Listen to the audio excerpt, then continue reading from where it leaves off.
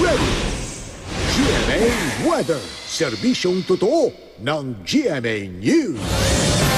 Mga kapuso, asahan ng pagulan sa ilang bahagi ng bansa. Bukas po yan dahil sa easterly so yung hangin na nagagaling sa silangan.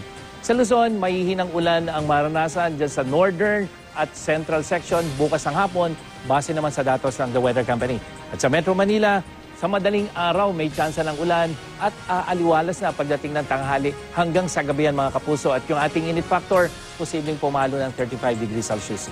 Sa Eastern Visayas, mahihinang ulan naman ang asahan sa umaga yan. Pero sa hapon, posible ang katamtamang ulan dyan sa may western hanggang dyan sa may central part ng Visayas.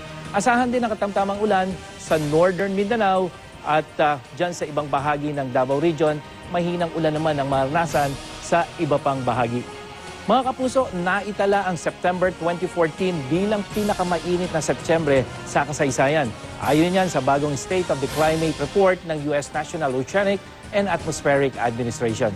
Dahil dito, 5 na sa nakalipas na 9 na buwan ngayong taon ang naitalang pinakamainit na buwan sa kasaysayan. At kung magtutuloy-tuloy po ito, posibleng maging pinakamainit na taon sa kasaysayan ang 2014. Yan ang latest mula sa GMA Weather. Ako po si Nathaniel Cruz. Magplano para sigurado. I am ready. Serbisyong totoo ng GMA News.